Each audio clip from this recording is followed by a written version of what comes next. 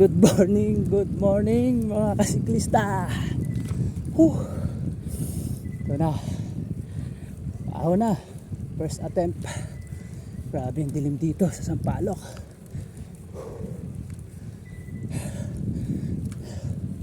Ang dilim.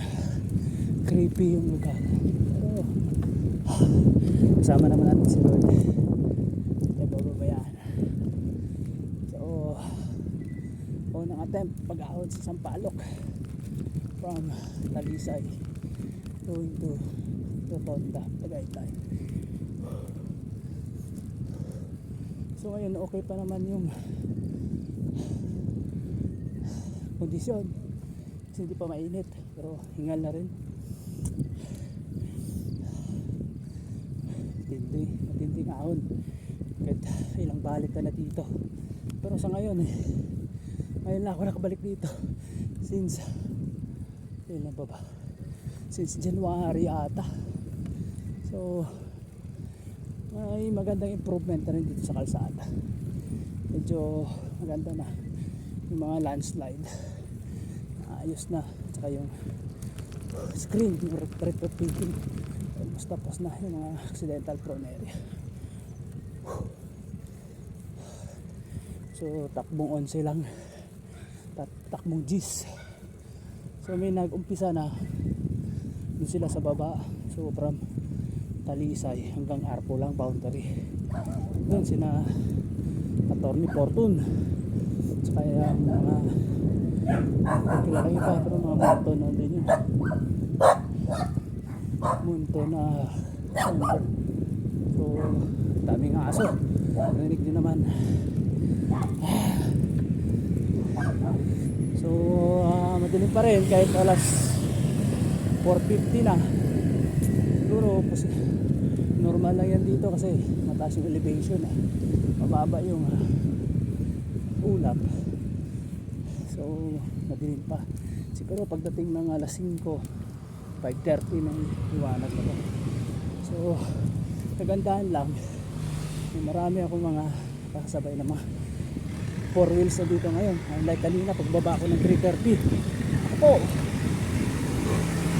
kahit puso nakakatakot. Kaya gandahan lang ako. Ito namatay yung truck. So wala pa ako sa kalahati. Walang recovery. Mamaya meron doon, pero yun na rin siguro yung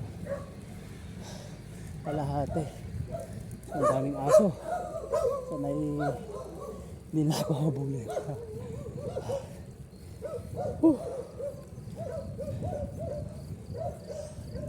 So ang bilis ng ilusong. Morning. Ang bilis ng ilusong, siguro mga malaki na 5 to 10 minutes pag inahon ko yung Sampaloc. Almost 1 oras bigit. Sabihin natin 1 oras na. Madilim pa rin. So naiibigyan ako ng magandang kondisyon ng pangangatawan. Lord, matapos yung challenge. Yun, madami na sakyan. Kaya to, kaya. Tinggal kabayo kalabaw.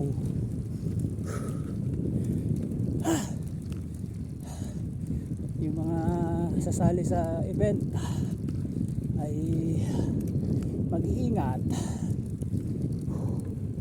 lalo matindi yung paglusong, mabilis, diba? Dapat magandang kondisyon ng bike at yung preno. Pag mamadali, mahaba-habang biyahe ito, 162 kilometers, 4,244 elevation. So kung gamitin natin ito Sampaloc Road na to, almost 7 times lusong. So good luck. Sana maganda yung kondisyon ng katawan. Hingal kabayo. So God bless our way. At saka sa may mga biyahe ngayon, ride safe. Ingat.